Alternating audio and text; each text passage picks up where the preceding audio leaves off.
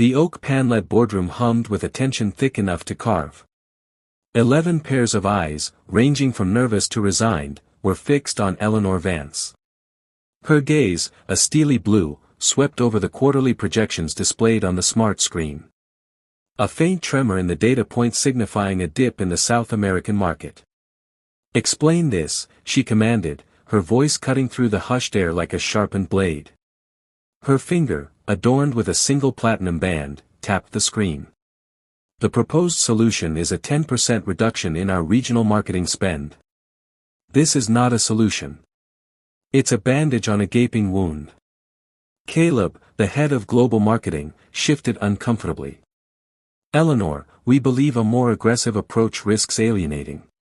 "Alienating who, Caleb?" "The competition. Our shareholders." Eleanor leaned forward, her perfectly tailored charcoal suit jacket creasing subtly. "Vans Corp doesn't believe. Vans Corp acts. We will initiate a 25% reduction in the South American division's operational budget, effective immediately. Furthermore, we will reallocate all remaining marketing resources to the emerging Asian markets. The projected Q3 growth in that sector justifies the investment. Any objections?" Her stare dared anyone to speak. Silence reigned. "Good. Get it done." The meeting concluded with the same abrupt efficiency with which it had begun. Later, as the city lights began to twinkle outside her penthouse office window, Eleanor ran a hand over the cool glass. Sentimentality was a luxury she could not afford, especially not in a company founded on the principle of relentless expansion. The bottom line wasn't just a number. It was the pulse of Vance Corp, a living entity that demanded unwavering discipline. Employees were assets, valuable components in a larger intricate machine. Their purpose was to contribute to the machine's optimal function, not to introduce unpredictable variables like personal needs or emotional appeals. Policies were the gears meticulously crafted to ensure smooth, predictable operation. Deviations were inefficiencies, and inefficiency was a cancer she would exorcise without hesitation. A soft knock interrupted her thoughts. Her assistant Sarah entered looking flustered. "Miss Vance, I apologize, but my son has a high fever. The sitter just called and I need to." Eleanor turned, her expression unyielding. "Sarah, your shift ends at 7. It is currently 6:45. Is the Q4 report filed?" Sarah's shoulders slumped. "Almost, but then finish it. Vance Corp policy dictates that all tasks assigned for the day are completed before departure. Personal emergencies are not exceptions to company policy. The report is due by close of business." Her tone left no room for appeal. Sarah's face, etched with a mixture of distress and defeat, was a familiar sight. Eleanor simply watched her retreat, the soft click of the door marking the return to her solitary dominion. The diligent father. The fluorescent lights hummed a steady, lonely drone above Mark Jensen's desk. It was past 7, and the accounting department at Vance Corp was a silent expanse, save for the rhythmic clicking of his keyboard. 9 years. 9 years he had given to this company, meticulously balancing ledgers, forecasting budgets, and dissecting quarterly reports until the numbers sang a clear, coherent tune. He double-checked the final Q3 projections. A complex tapestry of figures he'd woven, ensuring every thread was perfect, every calculation unimpeachable. His work was a quiet testament to his precision, a silent promise kept to himself and to the demanding standards of Vance Corporation. A faint smile touched his lips as his gaze drifted to a small laminated drawing tucked beneath his monitor. A stick figure with wild red hair holding the hand of a taller, more stoic figure. "Me and Daddy," Lily had proudly declared, presenting it to him with a gap-toothed grin. Lily. Her name was a warmth in his chest, a constant, gentle current beneath the surface of his disciplined life. He remembered this morning the soft weight of her head against his shoulder as he braided her hair for school, the sleepy murmur of her voice asking about her day. His own promise to read her favorite space book tonight. Being a single father wasn't just a role.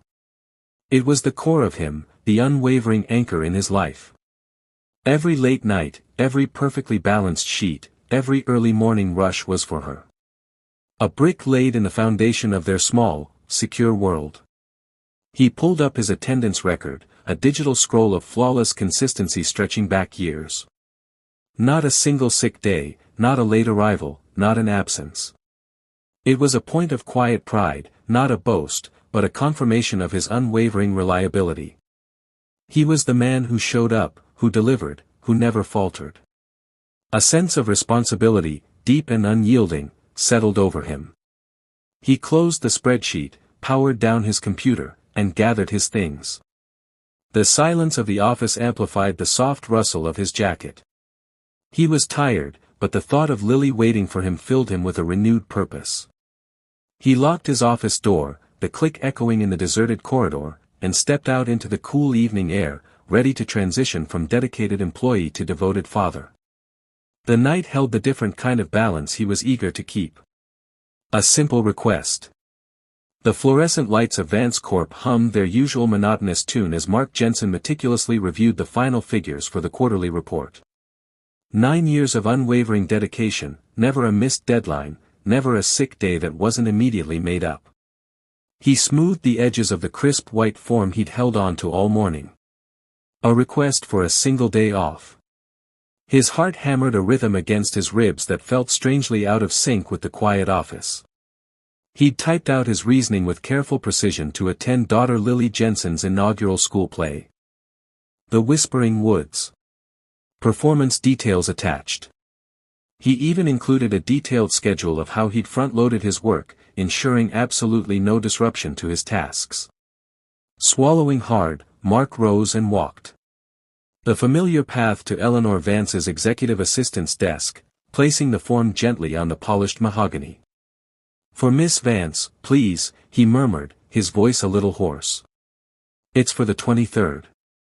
Later that afternoon, the same form lay on Eleanor Vance's imposing desk. She picked it up with a delicate, almost clinical touch, her eyes scanning Mark's neat handwriting. "Jensen, a day off." A faint, almost imperceptible frown creased her brow. Her internal monologue was swift and unyielding. Company policy is clear. Unscheduled leave is disruptive. Performance reviews and attendance records are paramount. Personal events cannot supersede corporate responsibilities. Her gaze drifted to the attached program for the Whispering Woods, a children's play, frivolous. Her lips thinned into a resolute line. The chime of Eleanor's interoffice communication system pierced the late afternoon quiet. "Mark Jensen, please report to my office." Her assistant's voice, crisp and unyielding, announced. Mark felt a knot tighten in his stomach. He'd hoped for an email at least. He walked into the assistant's antechamber where the woman sat, her expression devoid of warmth. "Ms. Vance has reviewed your request, Mr. Jensen," she stated, her voice flat. She pushed the crumpled form back across the desk towards him. "It has been denied." Her exact words were, "unacceptable. Company policy dictates strict adherence to work schedules.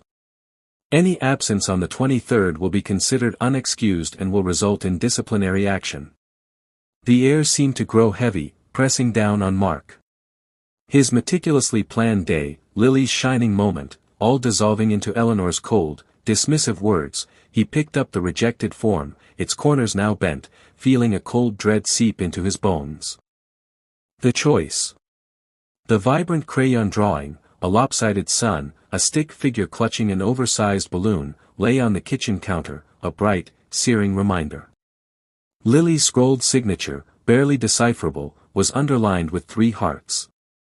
Mark's thumb traced one, the glossy paper cool beneath his skin.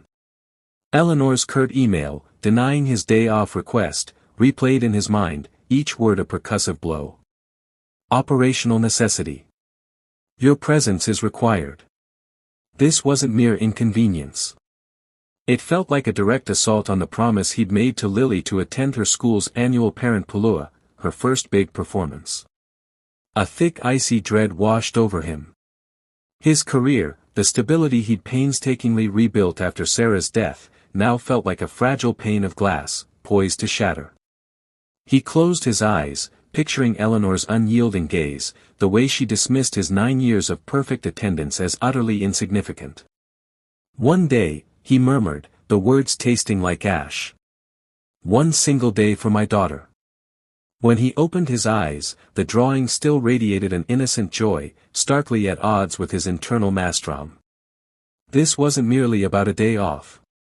It was about Lily, her face beaming with anticipation as she described her part. A singing tree. Her happiness, so pure and unburdened, served as his life's unwavering anchor. Everything else suddenly felt secondary, brittle, and inconsequential.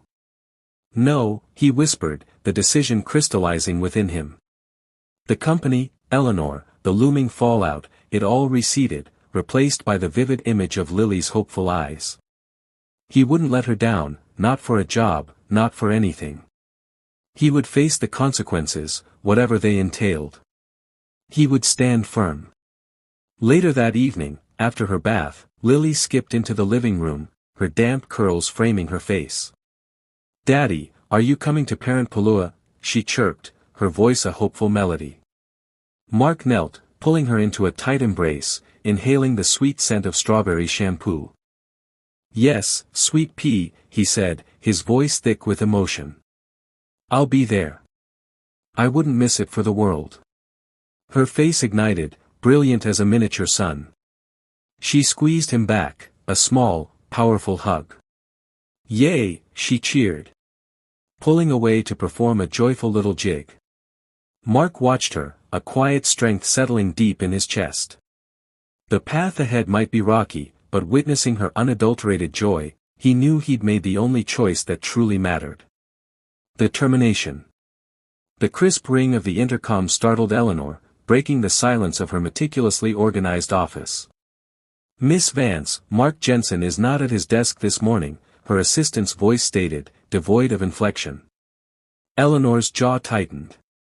She leaned forward, pressing the talk button with a decisive click. "Confirmed absent, then?" "Yes, Miss Vance. He hasn't responded to calls or emails." A cold satisfaction bloomed in Eleanor's chest. "Very well. Draft a termination letter from Mark Jensen, effective immediately. State gross insubordination and neglect of duties as the primary reasons." Her voice was steady, unwavering, a testament to her resolve. This wasn't about vindictiveness. It was about upholding the standards she had painstakingly built. A company couldn't function if employees believed they could disregard policy without consequence. Her father had instilled that discipline in her, a hard lesson learned through years of observing his unwavering leadership. She was merely following his example, ensuring the machinery of their enterprise ran smoothly without sentimental clogs. She leaned back, her gaze sweeping over the panoramic city view outside her window. The city, a sprawling testament to ambition and order, mirrored her own philosophy.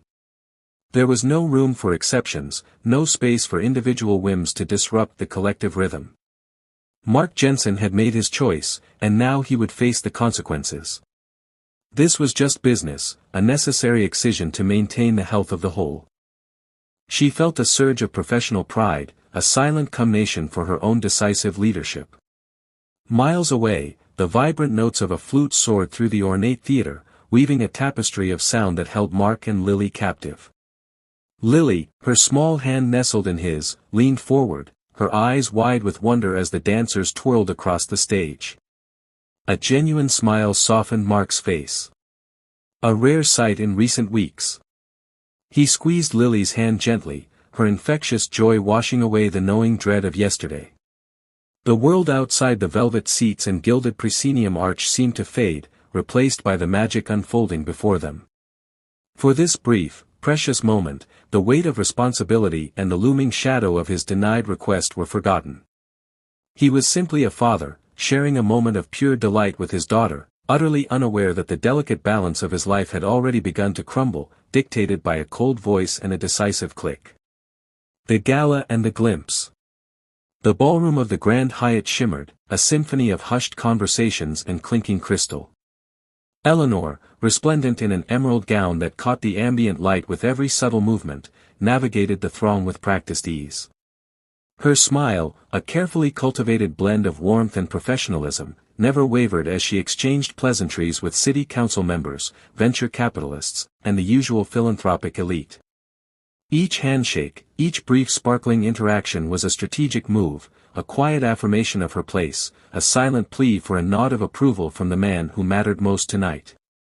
Her father, Richard Vance, chairman of the Vance Group, was the gravitational center of this opulent universe. She scanned the sea of faces, searching for his distinguished profile amidst the laughter and the low hum of a string quartet. He was usually easy to spot, a beacon of composed authority often surrounded by a deferential circle of admirers. Tonight, however, it took her longer. He wasn't at his usual spot near the podium, nor was he mingling by the bar. Finally, her gaze settled on a secluded table in a quieter alcove, bathed in the soft glow of a single candle. There he was, and to her surprise, his posture was relaxed. A rare, almost vulnerable ease radiating from him. A genuine smile, not the tight, polite one he reserved for business, played on his lips. He was leaning in, listening intently to someone across the table. A jolt, sharp and unexpected, coursed through Ella Laner as the other person shifted, turning slightly towards her. The angle was brief, a mere flick of the head, but it was enough. The broad shoulders, the familiar cut of the dark suit, the way his dark hair caught the light. No, it couldn't be. Her breath hitched. Mark Jensen. The same Mark Jensen she had denied a single day off. The very man who should be at home, presumably looking for new employment, or at the very least not here. He was laughing now, a deep easy sound, and her father's hand, in a gesture that twisted a knot in Eleanor's stomach, rested briefly, almost affectionately, on Mark's arm. Confusion battled with a rising tide of disbelief. Then a cold, hard anger began to curdle in her gut. What in God's name was he doing here? And why was her father looking at him like that? The revelation. The clinking of silverware and murmur of polite conversation faded into a dull roar in Eleanor's ears as she strode towards the linen-draped table.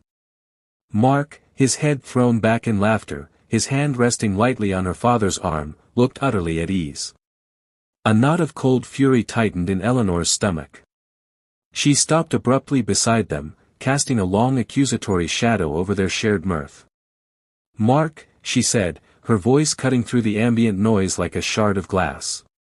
He flinched, his smile dissolving, and turned to face her, a flicker of something unreadable in his eyes. I think you owe me an explanation. Her gaze, sharp and unwavering, dared him to deny it. Richard, until now oblivious to the storm brewing at his elbow, set down his champagne flute. His brow furrowed slightly as he took in Eleanor's rigid posture and Mark's sudden discomfort. Ella Laner, darling, what's wrong? You look as though you've seen a ghost.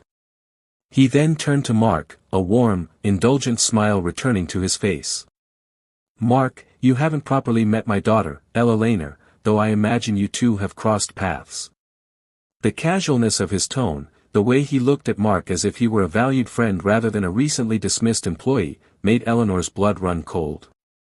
Crossed paths, she echoed, her voice laced with incredul. Father, what is he doing here? He was fired yesterday by me. Richard's smile remained, though a hint of amusement now played around his lips. He placed a hand on Mark's shoulder. Fired? Oh, Eleanor, you do have a flair for the dramatic.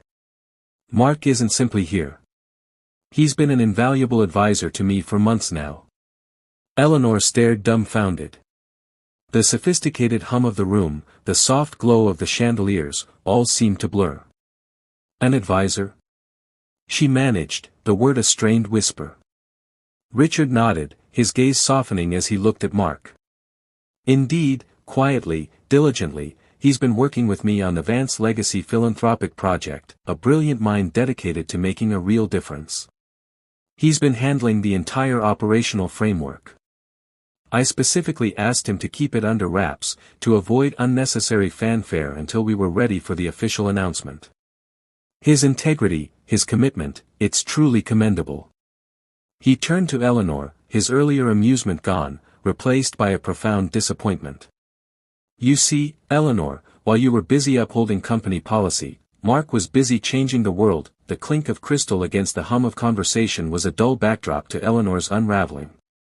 Richard, his smile warm and genuine, rested a hand on Mark's shoulder. Mark, for his part, looked lighter. The lines of stress that Eleanor remembered etched around his eyes, smoothed away, replaced by an easy humor as he recounted some anecdote that made Richard chuckle. You see, Eleanor, Richard began, his voice cutting through the ambient noise like a surgeon's scalpel. Mark and I had a lovely chat a few weeks back. He mentioned a predicament. His daughter, Lily, had a crucial school play, a part she'd worked incredibly hard for. Eleanor felt a cold knot tighten in her stomach. The memory of Mark's earnest, almost desperate plea, the way her own voice had dismissed it with clipped corporate jargon flashed through her mind. He told me how important it was to him to be there for her, Richard continued, his gaze unwavering on Eleanor, and how he'd unfortunately run into a rather rigid interpretation of company policy regarding personal leave. The air in the opulent ballroom suddenly felt too thin, too heavy. Eleanor's cheeks flushed crimson. The intricate patterns on the antique rug seemed to swirl, mocking her.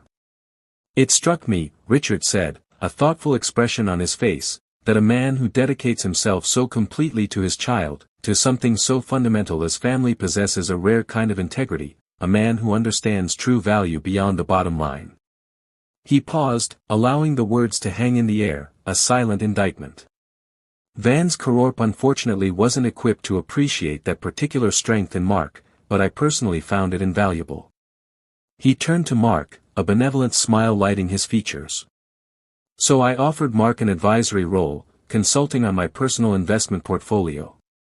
A flexible arrangement, one where Lily's school plays or any other significant family event will always take precedence. His insights are remarkably sharp, and the results have been, shall we say, more than satisfactory. Mark offered Eleanor a small, almost apologetic smile, a gesture that only deepened her mortification, the man she had so casually dismissed. Deemed expendable for a single day, was now not only gainfully employed by her own father, but was lauded for the very values she had so carelessly trampled. The realization hit her with the force of a physical blow. She hadn't just fired an employee. She had overlooked a man of profound character, a resource her father clearly valued above all else. The champagne tasted like ash in her mouth. A shift in perspective. The clinking of crystal and the murmur of polite conversation faded into a dull thrum as Richard turned his gaze to Eleanor. His smile, usually so warm, now carried a subtle weight. Eleanor, he began, his voice soft but resonant. You always had such a sharp mind for business, but sometimes, dear, I worry you let the numbers obscure the people. He gestured subtly towards Mark, who was now sharing a hearty laugh with a small group by the fountain. That young man, Mark, he understood the value of time, the kind of time that truly matters. A company policy, no matter how well intended, should never eclipse a father's desire to be present for his child. Eleanor felt a flush creep up her neck. Her father's words, gentle as they were, landed with the impact of a stone dropped into still water, creating ripples of discomfort and a dawning understanding. She watched Mark, unburdened, radiating a quiet joy she hadn't seen in him since his first year at Vance Corporation. The stark contrast to her own rigid, policy-driven approach was undeniable. Later, finding Mark alone for a moment by the dessert table, Eleanor approached, her heart a tangled knot of regret and professional pride. Mark, she began, her voice unusually hesitant. I wanted to apologize about the day off. I realize now, she trailed off, searching for the right words. The corporate jargon suddenly feeling hollow. Mark turned, a serene expression on his face. He held a small tart, its sugary scent mingling with the perfume of the lees nearby. Eleanor, he said, his tone devoid of bitterness. It's all right. I understand you had to uphold company policy. And truthfully, he offered a small, knowing smile. It was the best thing that could have happened. He gestured vaguely at the opulent ballroom, a silent testament to his new comfortable reality. My daughter had a wonderful birthday, and I found a path that allows me to be both a committed father and a valued professional. His acceptance was gracious yet firm, a clear boundary drawn. He had moved on. Eleanor felt a cold wave wash over her. His forgiveness wasn't an invitation to return. It was an acknowledgement of a closed chapter.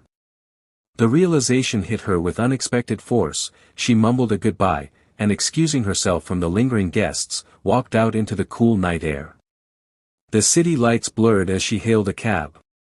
Her father's words, Mark's quiet strength, the image of him laughing freely, it all swirled within her. Had she truly been so blind, so consumed by the bottom line that she'd forgotten the human element? The familiar hum of the engine was punctuated by a new unsettling silence within her. A profound reevaluation of everything she thought she knew about leadership, success, and what truly mattered.